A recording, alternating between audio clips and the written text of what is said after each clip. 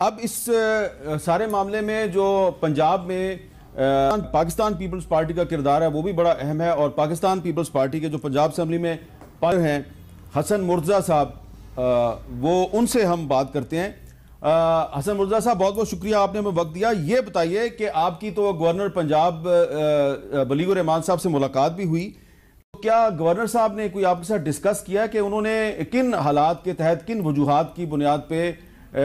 وزیر اعلیٰ پنجاب سے کہا کہ آپ اعتماد کا ووٹ لیں، اور آج اعتماد کا ووٹ نہیں لیا گیا، تو اب آپ کے خیال میں کیا ہوگا؟ بہت شکریہ میر صاحب۔ دیکھیں میر صاحب، جو میں سمجھتا ہوں ایک سیاسی کارکن ہونے کے ناطے، میں یہ سمجھتا ہوں کہ پاکستان پیپلز پارٹی تو اس وقت صرف آئین اور پارلیمان بچانے کی کوشش کر رہی ہے۔ ہم چاہتے ہیں کہ جو سی او ڈی ہم نے سائن کیا تھا وہ بے شک متفقہ نہیں تھا، لیکن وہ ایک مقدس ڈاکومنٹ ضرور تھا۔ اس میں پارلیمان کے لیے اور پارلیمنٹری افیئرز کے لیے اور جو حکومت کے لیے ہم نے ایسی رائے متعین کی جس پہ چلتے ہوئے ہم پارلیمان کی مدت پوری کرنا بھی اس میں ضروری سمجھتے تھے، اور یہ تھا کہ ہم اس میں فیسیلیٹیٹ کریں کہ وہ مدت پوری ہونی چاہیے، اگر کوئی ان ہاؤس چینج آتی ہے تو آ جائے۔ پھر جو اب میں آپ کی گفتگو سن رہا تھا اس سے یہ اندازہ ہو رہا تھا کہ شاید ہم یہ فیصلہ کرنے جا رہے ہیں کہ گورنر صاحب بلا سکتے ہیں یا نہیں بلا سکتے یہ سیشن وی او سی کے لیے، ووٹ آف کانفیڈنس کے لیے۔ تو میری گزارش یہ ہے کہ ہمارے چاہے ڈیوائیڈ کے اس پار کے لوگ ہیں، چاہے ڈیوائیڈ کے اس پار کے لوگ ہیں، ہاؤس کے اندر جو سینس ہے وہ یہی ہے کہ اسمبلیوں کو اپنی مدت پوری کرنی چاہیے۔ وہ پی ٹی آئی کے لوگوں کا بھی یہی خیال ہے، وہ کیو لیگ کے لوگوں کا بھی یہی خیال ہے،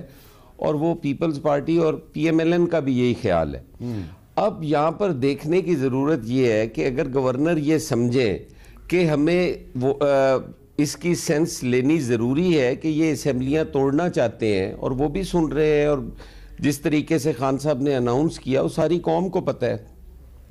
تو اگر اس کے لیے یہ دیکھا جائے کہ ایک سیشن چل رہا ہے اور وہ پچھلے 4 مہینوں سے چل رہا ہے اور کوئی اس میں ایسی لیجسلیشن نہیں ہوئی، کبھی 7 دن کے بعد سیشن ایک سٹنگ ہو جاتی ہے، کبھی 10 دن کے بعد ایک سٹنگ ہو جاتی ہے، اربوں روپیہ یومیہ اس پہ خرچ ہو رہا ہے، اور صرف اس لیے وہ سیشن چل رہا ہے کہ اس دوران کوئی ووٹ آف کانفیڈنس کا نہ کہہ دے۔ ہمارا یہ خیال ہے کہ اگر یہ ووٹ آف کانفیڈنس ہو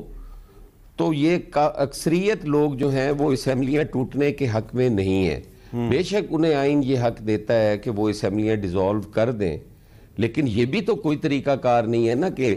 371 کا ہاؤس، 12 کروڑ عوام کا ریپریزنٹیٹیو ہاؤس جو ہے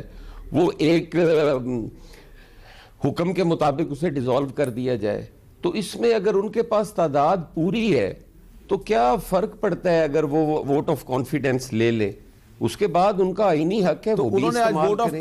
یہ بھی آئینی حق ہے، یہ بھی کرنے دیں۔ انہوں نے آج ووٹ آف کانفیڈنس تو نہیں لیا، تو اب رانا ثناءاللہ صاحب کہہ رہے تھے کہ اگر وہ 4 بجے تک نہیں لیں گے ووٹ آف کانفیڈنس تو 4 بجے کے بعد وہ چیف منسٹر نہیں رہیں گے، تو اب کیا صورتحال ہے؟ ابھی بھی وہ چودھری پرویز لائی صاحب کے جو برخوردار ہیں مونس لائی، انہوں نے کہا ہے جی 5:03 پہ انہوں نے ٹویٹ کیا ہے، رانا ثناءاللہ صاحب میں 8 کلب سی ایم ہاؤس پہنچ گیا ہوں، آپ کب آ رہے ہیں سی ایم ہاؤس کو سیل کرنے؟ تو وہ چیلنج کر رہے ہیں۔ آپ نہیں سمجھتے کہ وفاقی حکومت اور اس کی جو اتحادی جماعتیں ہیں انہوں نے جو دعویٰ کیا تھا کہ 4 بجے تک اگر ووٹ آف کانفیڈنس نہ لیا گیا تو اس کے بعد پرویز لائی سی ایم نہیں ہوں گے، تو وہ ابھی تک سی ایم ہے، تو آپ کی سیاسی حکمت عملی ناکام نہیں ہو گئی؟ دیکھیں یہ تو اس طرح ہے نا کہ اب آپ کوئی زمین کا قبضہ تو لینا نہیں، یہ تو ایک آئینی لڑائی ہے اور آئینی بحران ہے، اس کو حل کرنے کے لیے میرا خیال ہے ان کا یہ ٹویٹ ان کا حق ہے، وہ کر سکتے ہیں، لیکن یہ کوئی دانشمندانہ فیصلہ تو نہیں ہے کہ وہ اس قسم کا ٹویٹ کریں کہ فیڈرل گورنمنٹ کو اور صوبے کو وہ آمنے سامنے کھڑا کر دیں اور لڑائی۔ یہ بے شک ان کی روایت رہی ہے کہ آپ نے دیکھا ہوگا جو وہ پیچھے ان کا لانگ مارچ تھا، اور اس میں جس طریقے سے لانگ مارچ سے پہلے جو ان کا تھا پروٹیسٹ، وہ جو پروونشل پولیس تھی وہ جی بی کی بھی اور کے پی کی بھی، اور وہ آگے لگی ہوئی تھی اور مسلح تھے اور ایک لڑائی کا ماحول تھا۔ یہ ماحول نہیں ہونا چاہیے۔ آپ کی پارٹی کی قیادت کے بارے میں آج فواد چودھری صاحب نے ایک بیان دیا ہے، میں چاہتا ہوں کہ ذرا آپ وہ سنیں اور اس کا بھی جواب دے دیں۔ ہمارے جو خواتین ممبران ہیں انہوں نے کہا زرداری صاحب کی پارٹی کی طرف سے ان سے رابطہ کیا گیا اور انہیں 5-5 کروڑ روپے آفر کیے گئے. اس کے بعد ایم پی ایز نے عمران خان صاحب کو یہ بتایا کہ انہیں کچھ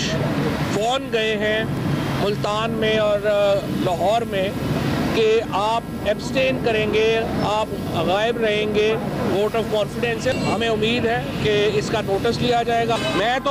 حکومت پنجاب سے یہ درخواست کروں گا کہ آصف زرداری اور ان کے یہ جو کرونیز ہیں ان کو پنجاب داخلے پہ پابندی لگائیں.